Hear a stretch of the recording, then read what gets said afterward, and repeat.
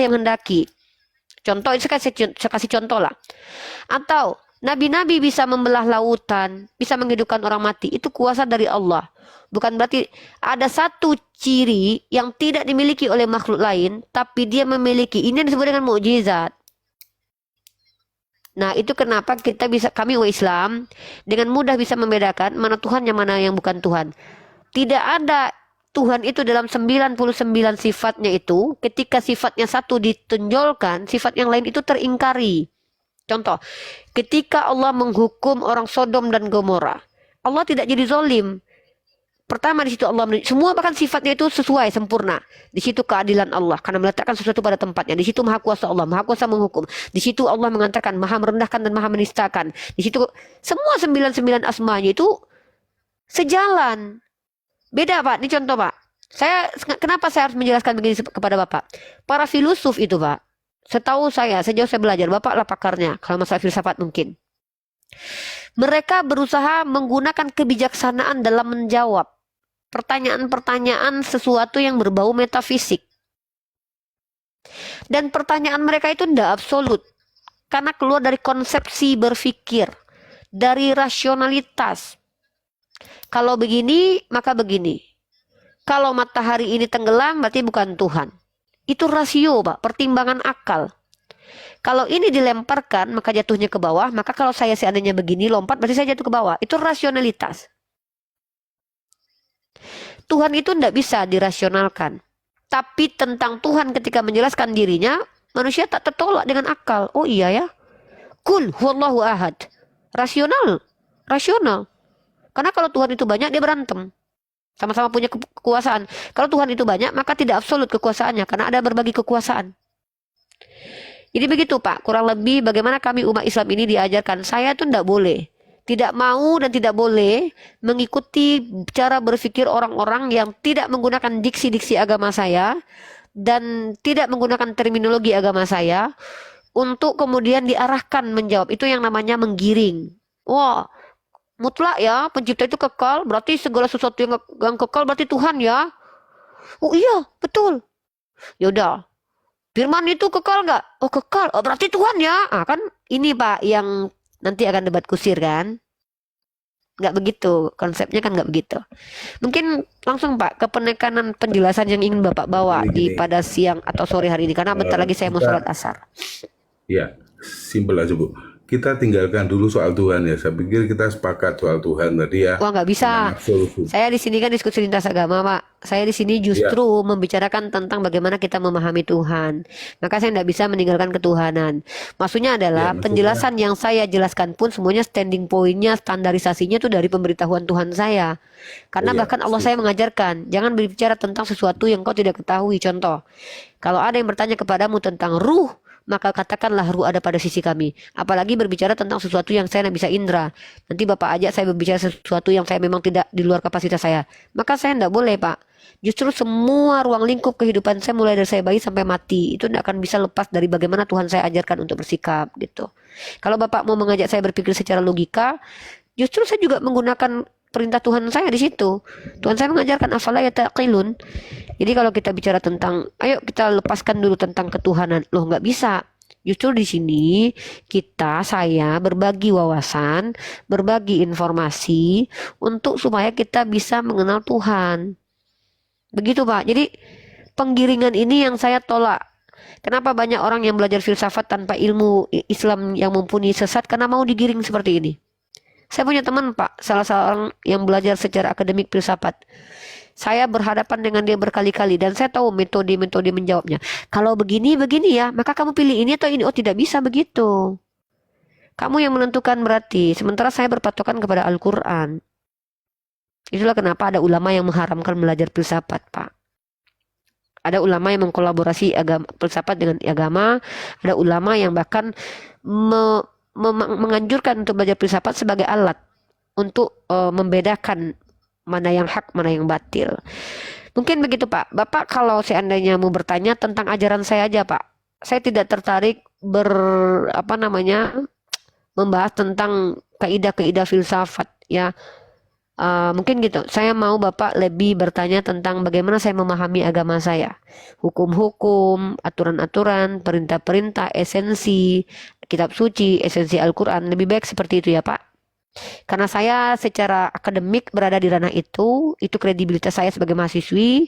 Yang kedua, saya pun tidak akan pernah lepaskan konteks pengajaran dari Al-Quran dan hadis. Mungkin begitu Pak. Oke, terima kasih Bu.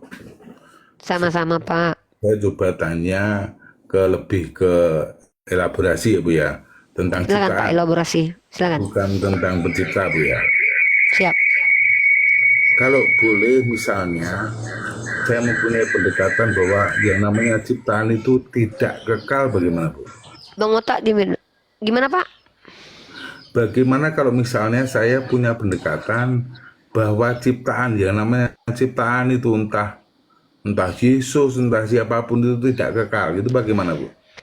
Ya memang sepakat Pak. Yang namanya ciri-ciri ciptaan itu salah satunya adalah tidak kekal. Kalau kita bicara tidak kekal di sini, kita bicara sesuatu yang bisa mati ketika diberi hak untuk hidup.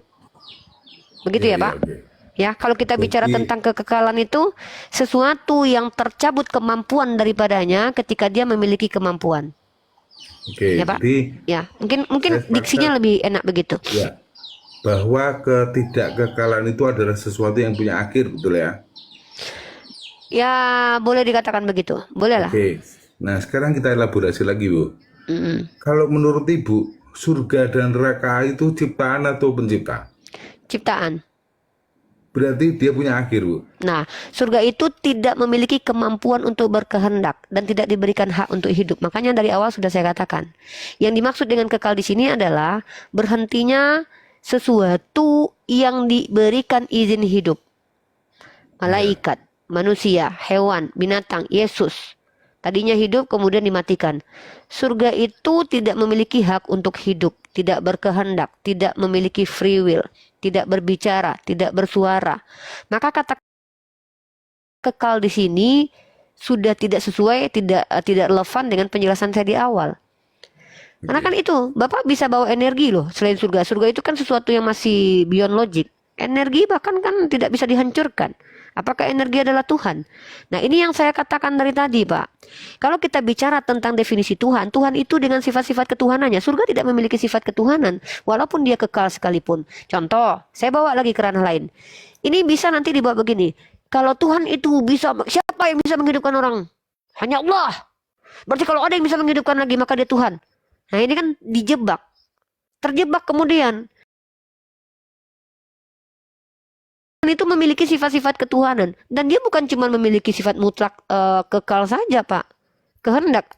Maka surga tidak bisa dikatakan makhluk yang relevan dengan kekal atau tidak. Karena dia tidak memiliki hak untuk hidup. Tidak ada yang dicabut fungsi-fungsi dari dirinya. Bahkan bukan cuma surga, Pak. Laul Mahfuz, Arash Allah, itu makhluk. Arsy Allah itu makhluk, Pak. Pernah nggak berakhirnya? Ada nggak data kami nggak diberitahu?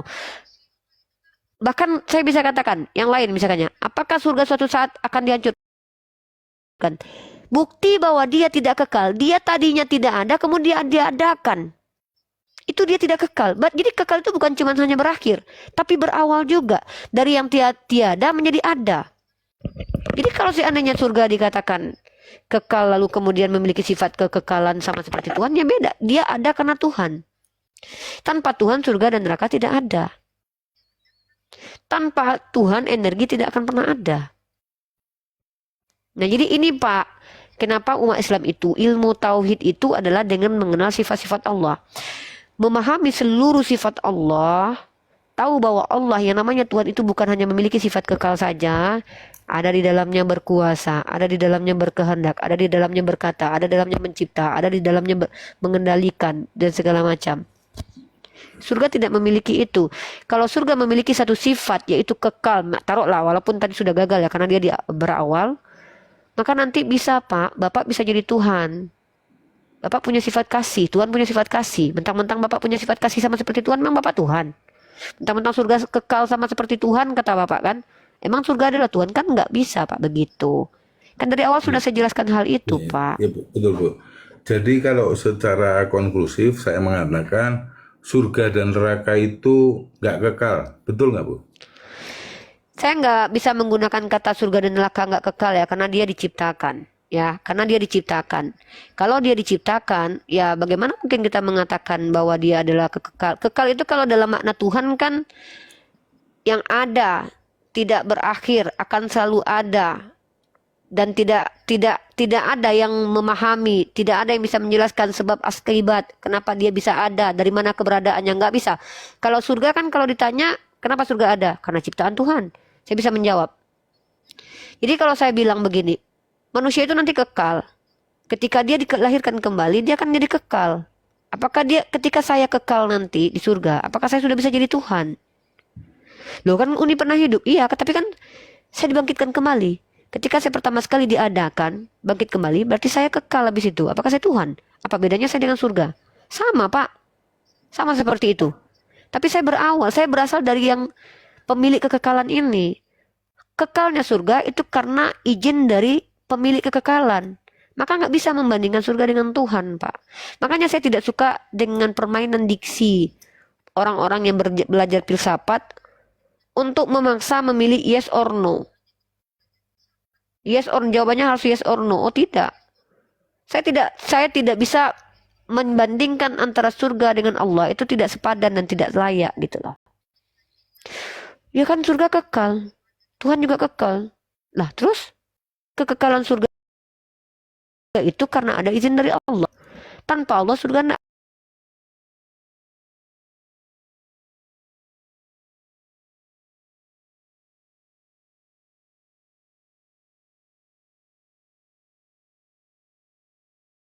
Di sini kan sudah clear kita. Pencipta yang tidak diciptakan. Surga, kalaupun dia kekal tapi dia diciptakan. Apa bisa? Nggak bisa, Pak. Jadi saya tidak tahu arah Bapak bicara itu ke mana, mau menyamakan surga dengan Tuhan karena kekekalannya. By the way, energi juga bahkan di para saintifik juga mengatakan energi tidak bisa dihancurkan ya. Kalau Bapak mungkin belajar, saya hanya mendengarkan selentingan para cendekiawan berbicara bahwa energi itu tidak bisa dihancurkan. Ya, apakah energi adalah Tuhan? Waktu ini, Pak, ketika waktu versi manusia berakhir, waktu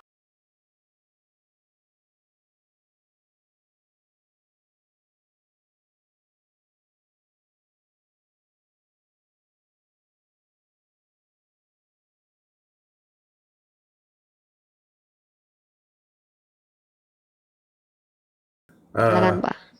Bagaimana Ibu menjelaskan tentang arti tajali, Bu? Ya, ini yang berkaitan dengan apa dulu, Pak? Maksudnya kalau kita bicara tentang tajalli yang Bapak maksud lebih spesifiknya apa? Begini Bu, karena saya sama sekali tidak tahu Islam, jadi tolong dijelaskan definisi umum tajali. Ya mungkin Ustadz Arif lebih punya kapasitas menjelaskan itu. Ustadz Arif, Assalamualaikum Ustadz Arif.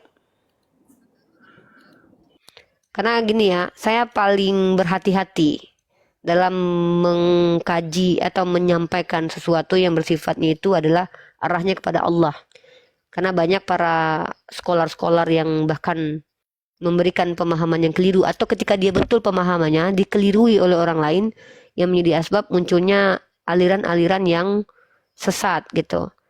Tapi kalau Bapak bertanya bagaimana cara saya memahami tentang uh, sesuatu gitu ya, kayak apakah Allah itu, nanti Bapak bawa nanti, mohon maaf ya, mungkin bisa jadi Bapak ini sudah mengkaji ada dalam Al-Quran Allah datang di hari apa ke langit dunia, kemudian bagaimana cara memahami itu. Nah dalam Islam itu kami diajarkan Pak, terkait tentang Allah kami tidak akan pernah mempertanyakan zat Allah.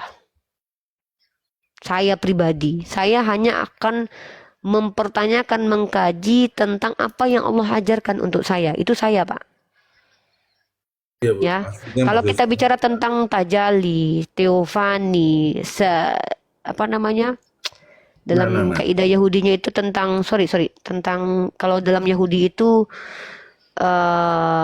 apa namanya itu? Kemuliaan Tuhan, apa itu?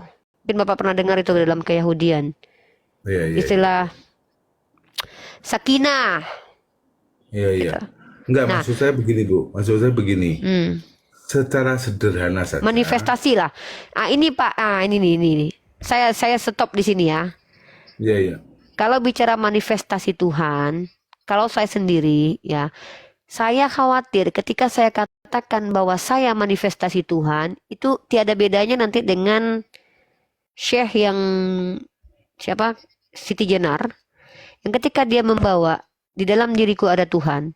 Sebenarnya kan itu maknanya kan filosofi. Bisa jadi disalahpahami dan bisa jadi memang dia salah. Wallahu a'lam bishawab. Saya tidak mau terlibat dengan hal itu. Karena saya tidak mau terlibat menghakimi. Tapi Pak, kami ini diperintahkan untuk mengenal Allah dengan sifat-sifatnya. Bahwa ada hal yang mutlak yang harus kami terima dan kami yakini. Dan secara rasional pun tidak berbantahan. Bahwa Allah memiliki sifat-sifat yang mutlak, absolut. Apa itu? Ahad. Mulia. Merajai. Menciptakan. Kekal. Tapi kalau bicara sesuatu yang kaitannya filosofis, bagaimana nanti cara memaknai, bagaimana interpretasi, manifestasi Tuhan di dunia ini, Pak, andai pun saya benar nanti menyampaikan, Pak, kekhawatiran saya adalah orang yang menangkap 1,8 ini ada satu orang saja yang keliru, Pak, saya diminta pertanggungjawaban sama Allah nanti. Maka itu hubungan saya dengan Allah saja. Ya, itu saya. Saya ini bukan sufisme, saya tidak tertarik belajar sufi-sufian. Saya lebih tertarik memperbanyak pengetahuan tentang syariat. Sehingga saya bisa kejar itu. Gitu loh Pak. Paham nggak Bapak maksud saya? Karena kita bicara di luar kapasitas dan kredibilitas saya. Karena kita bicara tentang zat Allah. Itu enggak ada, saya tidak diperintahkan untuk mengkaji zat Allah. Saya sudah diberitahu. Saya paham mengkaji pesan, Ibu. pengetahuan. Ya. Cuman kemudian masalah tajalli tadi belum terjawab Bu ya. Nah, saya tidak mampu menjawab juga yang Bapak inginkan jawabannya manifestasi Tuhan ini adalah pemahaman karena saya tidak mengenal. Saya tidak mengenal itu. Maksudnya bukan nggak mengenal ya Pak. Saya tidak mau lancang terhadap diri saya sendiri, mengkaji sesuatu yang saya anggap ya belum kapasitas saya. Saya ingin menunjukkan, saya mahasiswi yang ingin menunjukkan bahwa ketika kami umat Islam ditanyakan sesuatu yang krusial untuk akidah kami, insya Allah saya yang mahasiswi saja bisa menjawab. Tapi kalau masalah tentang manifestasi, teofani Tuhan, ya dalam Islam kami diajarkan bahwa Allah itu laisa kamitslihi syai'. Dan itu clear buat saya, itu pengikat bagi saya untuk tidak banyak bersuara yang mana nanti omongan saya ini akan dipelintir, akan disalahpahami yang menjadi asbab saya nanti terkatung-katung di akhirat nanti karena telah menyampaikan sesuatu yang dari kesoktahuan saya. Saya enggak, ini bicara tentang zat Allah. Ya jadi saya enggak mengenal kata manifestasi kan nanti banyak definisinya Pak. Begitu Pak. Oke Bu, saya Wallahualam bishawab. Saya hargai dan saya mengerti itu Bu. Terus kalau Ibu bahwa saya mengatakan tajalli itu suatu diksi dalam dunia Islam itu betul nggak? Saya pernah mendengarkan Pak, tapi saya nggak tahu nih, saya cross check di dalam hadis dulu ya. Kalau memang saya tuh Muhammadiyah. Muhammadiyah itu gini Pak sifatnya Pak. Muhammadiyah itu mengurusi hal yang sangat krusial dulu Pak. Yang berkaitannya nanti dengan sesuatu yang ada percanggahan atau apa, kami tinggalkan dulu. Prioritaskan yang penting. Kalau tidak ada hal itu kaitannya dengan akidah, kaitannya dengan ilmu fikih, maka kami tidak bahas. Saya pribadi tidak bahas itu. Karena itu berkaitan tentang Allah. Kami sudah cukup apa yang diberitakan tentang Allah bagi saya pribadi. Kan sudah ikat tuh. Allah laisa kamitslihi syai'un. Jadi kalaupun ada nanti manifestasi Allah, yang jelas Allah tidak akan mengcosplaykan dirinya menjadi makhluk, tidak akan menyamar, tidak akan berubah bentuk, tidak akan berinkarnasi, tidak akan bereinkarnasi, tidak akan pura-pura jadi makhluk untuk mendatangi saya, itu enggak, itu mustahil terjadi. Karena itu mengingkari sifat yang lainnya. Tapi kalau bicara tentang manifestasi dalam makna filosofi, saya punya jawaban sendiri yang itu hanya untuk saya. Itu hanya untuk saya. Jadi Ibu dalam keislaman, Ibu sendiri tidak setuju dengan tajalli itu ya? Oh enggak, saya enggak setuju. Saya tidak ada mengatakan setuju atau tidak setuju. Makanya saya coba tanya lagi. Saya enggak. Saya bertawakuf. Saya tidak mau, contoh kalau Bapak tanya kepada saya sekarang ini, bagaimana pendapat saya tentang kaidah energi? Saya bertawakuf karena saya belum mengkaji. Oke Bu, terima Islam kasih. itu kami diarahkan untuk seperti itu, Pak. Karena bagi saya pribadi, alangkah sangat mulianya kami berdiam diri di atas hal yang kami tidak berhak untuk bahas. Dan saya, ataupun mungkin saya tahu, lebih baik saya diamkan. Kenapa? Saya ucapkan nanti, disalahpahami nampak saudara-saudara saya nanti. Ya, Ya, ya, ya, ya. itu yang terjadi pada orang-orang pagan, Pak. Teofani itu, karena ada teofani itu, makin banyak penyembah-penyembah wujud yang diklaim sebagai Tuhan, pohon, batu, kayu, manusia. Gara-gara membahas tajalli dan membahas manifestasi dan membahas tentang teofani ini, Pak. Oke, oke Bu. Oke Bu Uni, terima kasih untuk waktunya. Nanti lain kali kita sambung lagi. Siap, Mungkin ada insya Allah. teman-teman yang dan Ibu mesti melaksanakan ibadah asar.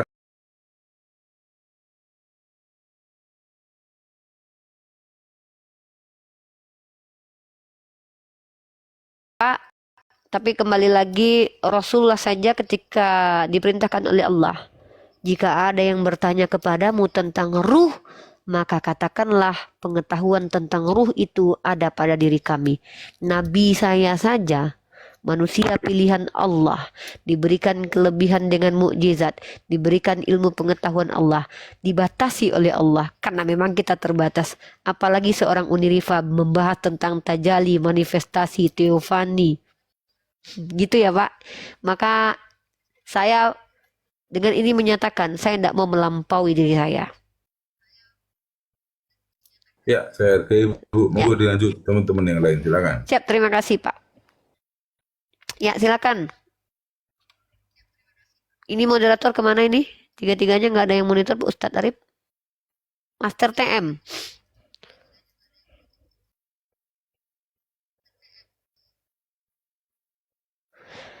Bang Datu, Bang Otak, Ustadz Arif masih standby kah?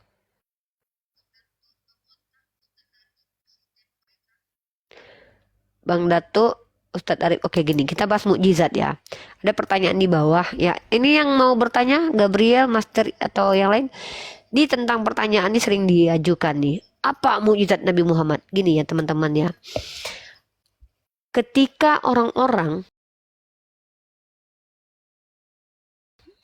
di zaman Musa, di zaman Yesus, bahkan diklaim dan dipercayai sudah memberikan mukjizat, membelah laut, menghidupkan orang mati, itu kan bukan perkara dahsyat. Pada saat itu saja masih banyak yang mengingkari kenabian mereka dan bahkan mengkhianati mereka. Apalagi kalian di zaman tahun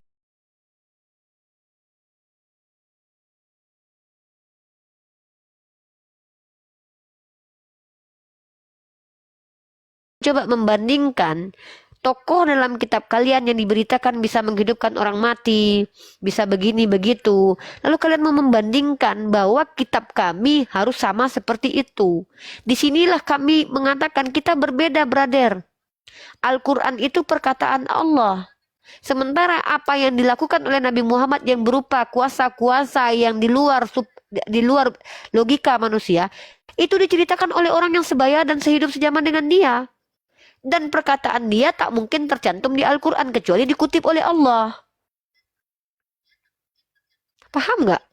Jadi kalian umat Kristen bertanya kepada saya, mukjizat Nabimu apa?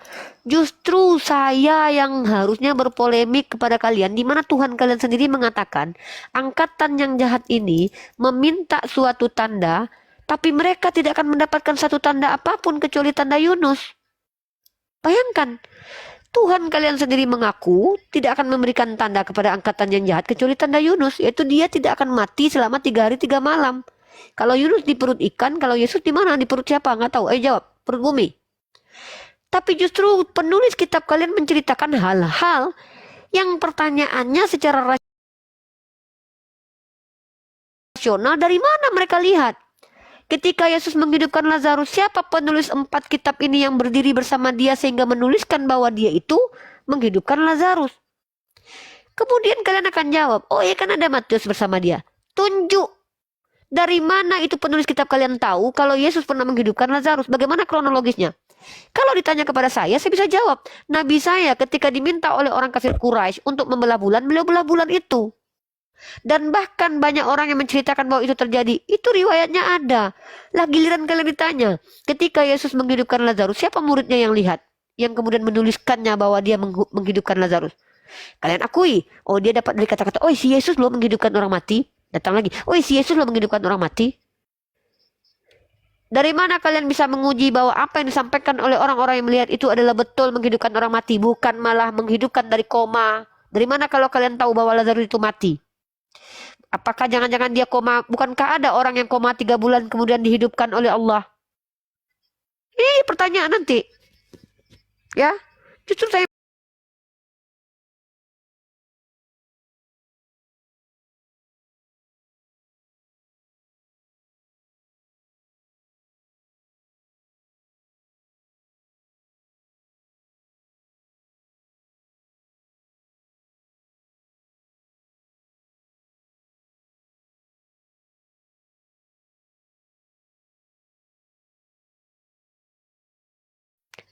nangis kalian nanti. Tuhan kalian mengatakan, angkatan yang jahat ini tidak akan melihat suatu tanda, kecuali tanda Yunus. Loh kok Tuhan kalian bisa bermujizat? Kan lucu. Itu ya, silakan moderator. Aja Uni Rifa, di mana tertulis mujizat itu? Gitu maksudnya.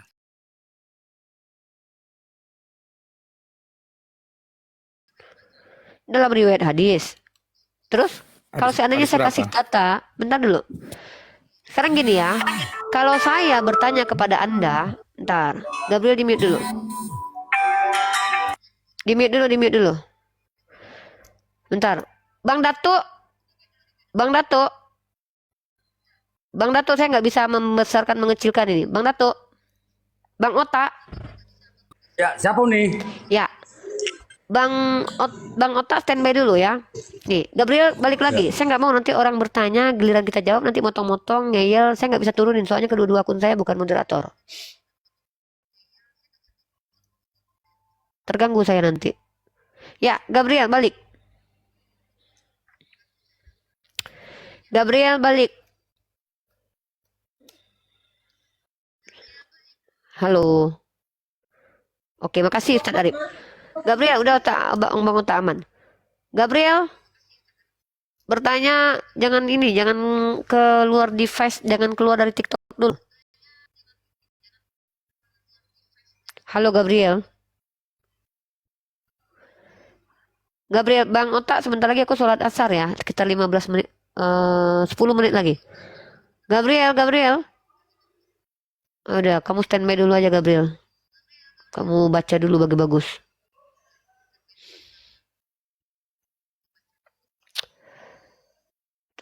Saya yang muslim jangan minta naik dulu ya. Banyak banget permintaan naiknya yang muslim. Kasihan handphone Ustadz Arif.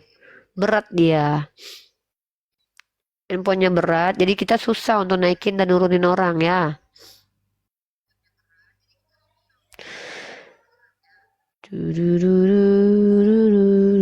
Nah, nih.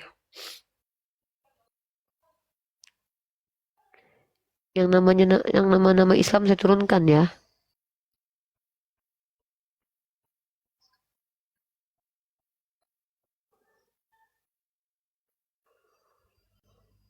Bunda Lisnawati.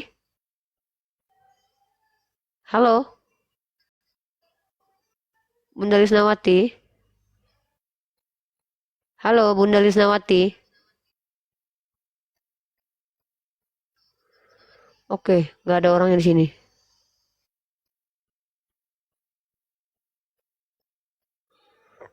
Allahu Akbar. Saya ketiduran, saya ketiduran. Saya hapus dulu yang banyak-banyak kali berat ini. Saya hapus dulu yang banyak-banyak kali berat ini. Bang Datuk.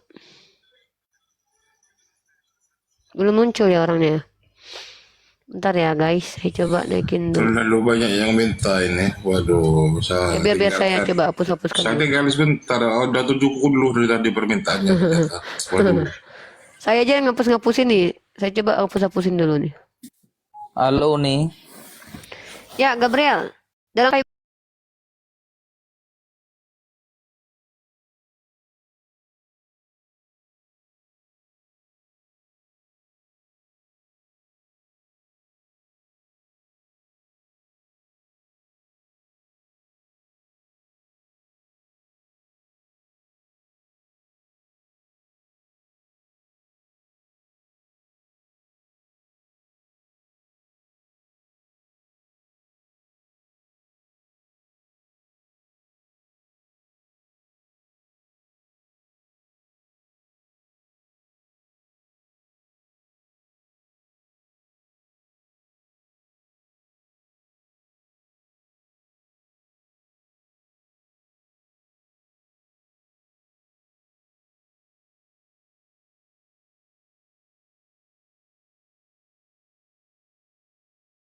Jawab Tidak. pertanyaanmu. Terbelahnya bulan itu seperti apa?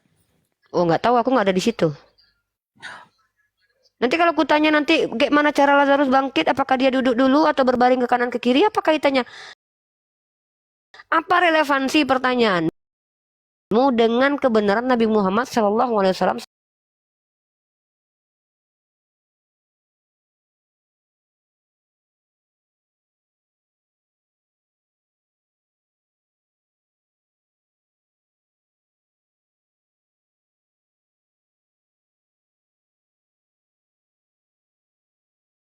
Coba, kalau kau ingin mempertanyakan kepadaku prosesinya, apakah dia segitiga dulu, retak dulu, itu kan lucu pertanyaannya.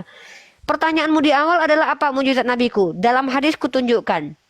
Lalu ketika ku balik bertanya kepadamu, kalian yang selama ini memamerkan Tuhan kalian bisa begini, bisa begitu. Yesus saja berkata, angkatan yang jahat ini meminta tanda. Kalau kaum kafir, Quraisy, minta tanda kepada Rasulullah, Rasulullah kasih.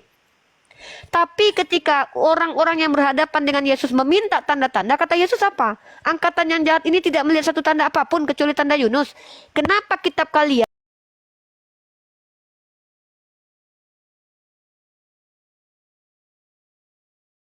kalau membelah bulan aku bisa nunjukkan nama saksi matanya. Siapa yang bilang?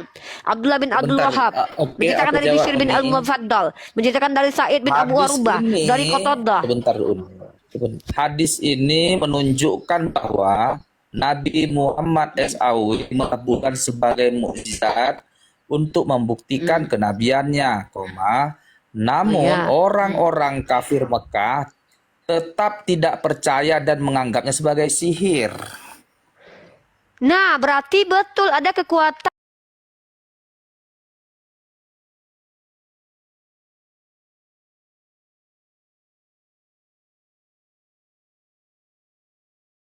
Memang benar-benar percaya. terbelah bulan itu.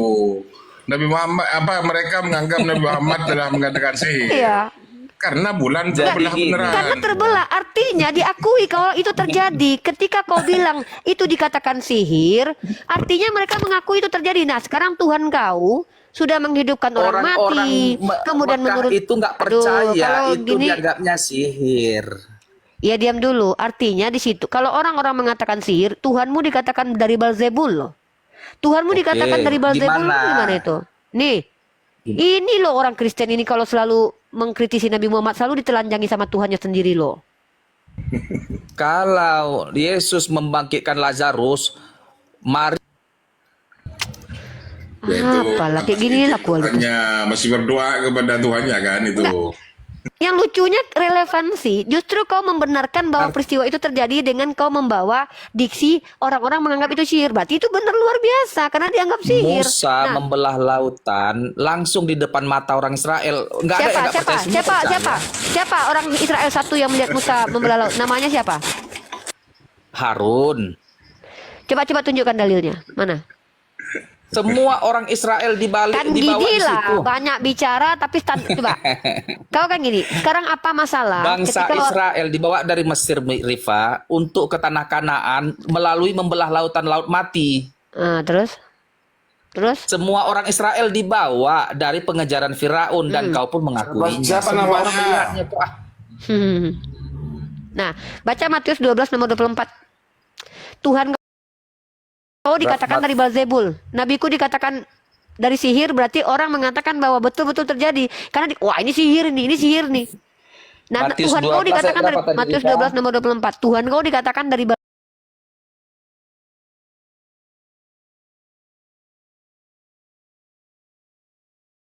sehingga si bisu itu berkata-kata dan melihat.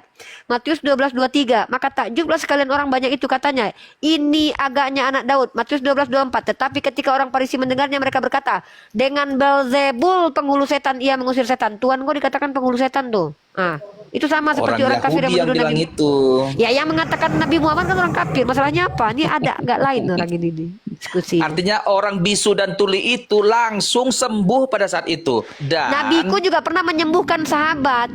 Nih, ada buku yang menunjukkan bahwa Rasulullah dalam surah Naba. tunjukkan. Nah, oke, aku tanya. Sebutkan orang yang melihat Tuhan kau menyembuhkan orang sakit. Ya, aku kasih kau data. Nih. Ini orang Kristen kalau diskusi ini seenak bapaknya aja Iya, mengkritisi tunjukkan kita. Tapi kan. kalau giliran diminta balik nggak? Aku minta kau juga tunjukkan satu orang yang pernah melihat Yesus itu menurunkan roti. Sebutkan namanya. Dan dari mana penulis kitab kau bisa tahu kalau dia menurunkan roti? Dia Allah berkata, menurunkan angkatan roti bagi umat Israel, manna pada saat Tuhan perjalanan. kau katanya kan bisa menurunkan roti, bukan Oh mana. iya benar, Mana itu 5 cerita Bani roti Israel. dan Kau 2 nih ikan, agama. benar. Nah, siapa yang lihat? Siapa yang lihat? Siapa yang lihat Oh, dan siapa yang 5.000 orang menceritakan yang kepada melihat. namanya satu aja. Aku bisa bilang ada 100.000 orang yang melihat aku pacaran dengan Yesus. Percaya kau? Percaya nggak kau kalau aku bilang ada 1.000 orang yang melihat aku?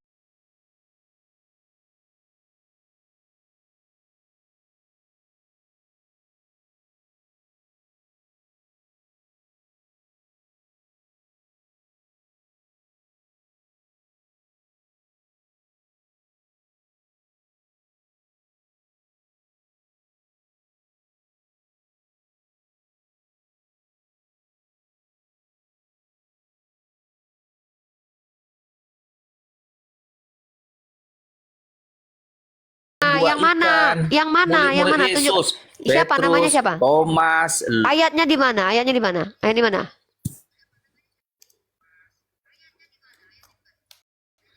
Inilah kalau percaya gibah nih. Ya, nih aku tunjukkan kau data. Tunjukkan sama aku. Kalau aku bisa tunjukkan sebutkan namanya. Kalau kau bisa nggak?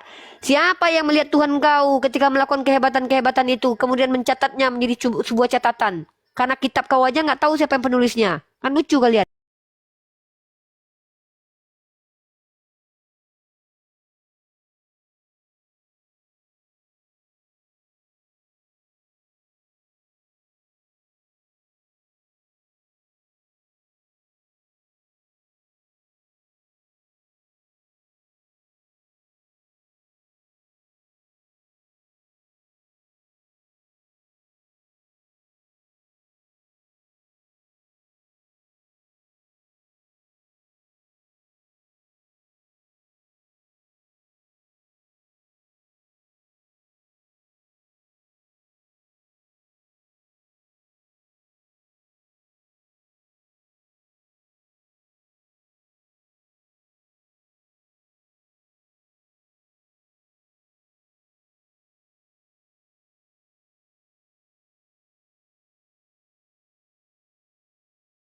Sudah aku bilang, Benar. kalian kalau mengkritisi Nabi ku bongkar ayat kitab kalian. Yesus memberi makan 5.000 orang.